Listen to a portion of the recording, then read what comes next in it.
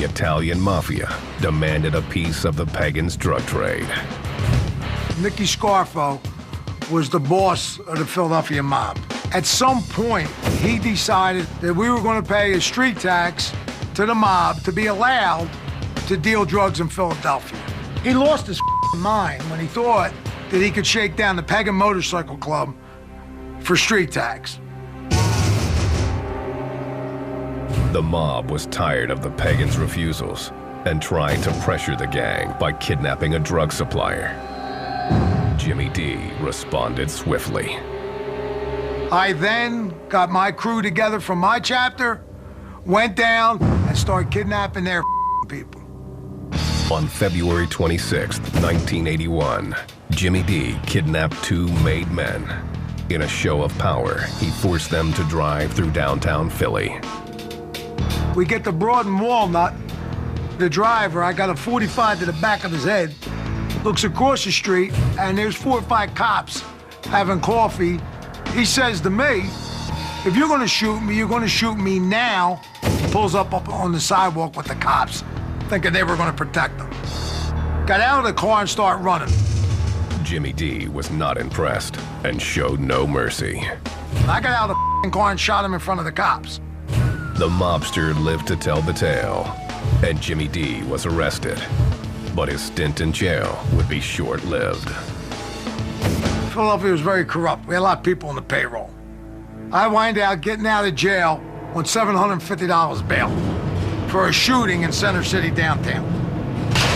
His payoffs of the Philly PD meant it would be a year and a half before the case ever went to trial.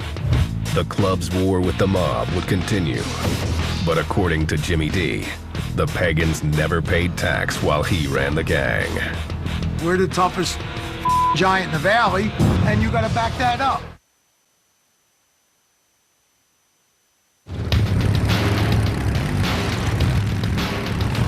The Pagans motorcycle gang has built a criminal brotherhood based on violence and drug dealing. They've stayed secretive and exclusive, maintaining their hold over their territory with their own set of laws. Pagans live by pagan rules. Don't want to be judged by law enforcement. Don't want to answer to society's laws. Pagans answer to their own code. This code is included in the Pagan Constitution, which governs membership requirements, the roles of women, and even the type of bike members can own. It's got to be a Harley-Davidson, and it's got to be 900 cc's or more. That's in the rule book. That's what it's got to be. This is an outlaw motorcycle club with more rules than the Constitution.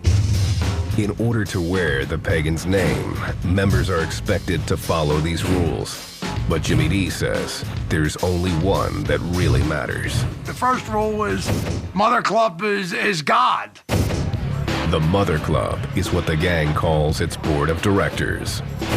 The Mother Club sets national policy and club conduct. The chapters fall underneath its rule.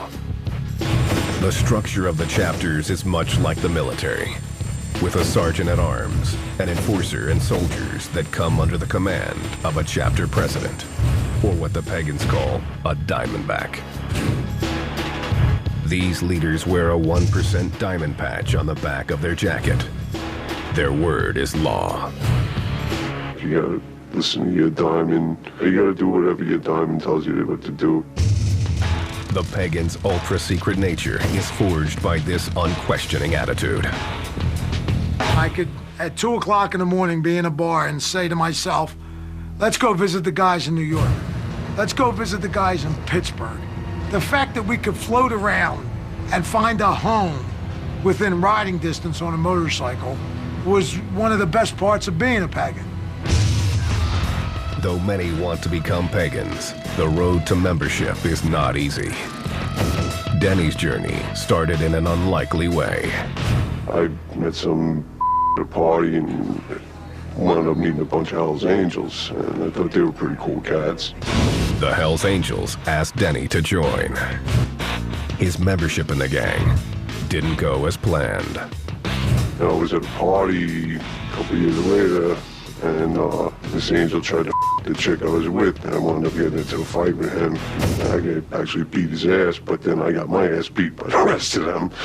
So I said, the Hells Angels, and I started hanging out with the Pagans. Denny liked the Pagans' rebellious and extremely secretive ways. He decided to become a prospect.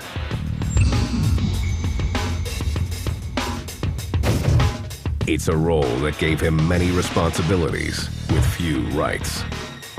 Any pagan can tell you what to do, but you got boundaries. You won't take a bike, won't with your old lady, won't with your house. Denny quickly moved from prospect to full member, eventually becoming a gang enforcer.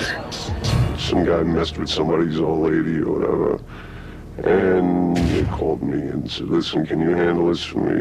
Yeah, I got no problem with that. He often didn't know the details. All he needed was a name. I walked into this bar, I saw the guy, walked over and picked up a pool ball, and I bashed his skull in, and threw him out the back door. I got on my bike and I left. When recruiting, the Pagans look hard for toughness, loyalty, and a do-or-die attitude that means everything to them. Back then I could handle my liquor. I take care of business, I don't around, I won't take from anybody. I'm not an asshole, you know. The Pagans' code means they also prize men who can keep their mouths shut. The gang has developed its own language to help members avoid the law. Argo means Argo yourself, and Nunya means none of your business. What those words are used for is, for an example, we get grabbed by the cops. They bring us in. The cops start questioning guys. We just yell Argo Nunya to each other, which means we don't talk. The answer to every question is Argo Nunya. Argo yourself, none of your business. It's a code between each other. The Pagans react when a brother is facing the system, often using their numbers to protect their own. What you'll see inside the courtroom is 10 or 15 guys from the organization staring down the jury, staring down the witnesses, trying to intimidate the judge, trying to intimidate the prosecutor to make this case disappear.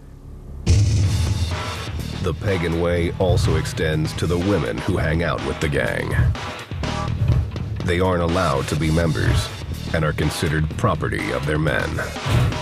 Women have a property patch, if they're lucky enough to have a property patch. The property patch says property of Jimmy D. I mean, that's my property. It's like my motorcycle or my car. It's my property. I own that. I do with it what I want. You buy a car and want to paint it, you paint it. I got a property and I want to turn her out to the bros to we her. The club or its members come first. Business usually comes second. The bike usually comes third. The dog comes fourth, and the woman comes last. In spite of how they're treated, there is no shortage of women who are willing to be pagan property. They like that bad guy, they want to piss off their dad or something like that, you know. Who knows what makes chicks do things, period. And makes them want to bang a dirty biker is beyond me. It's unbelievable. It's like a magnet. The club, the lifestyle, the spotlight, the power tracks them like a magnet. There's more women dying to become a part of it than there are men. The women often become part of the Pagans' drug trade. The gang will sometimes use them to carry drugs or weapons. Some clubs use women for surveillance. They'll use it for, they use the women for intel. They'll use the women, put them in specific places for jobs.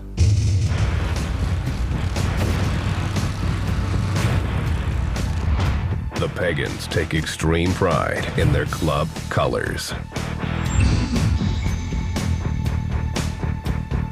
That jacket means more to them than their family does.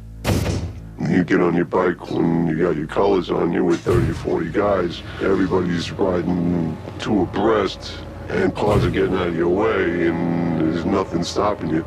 It's like having an extension of your, you know.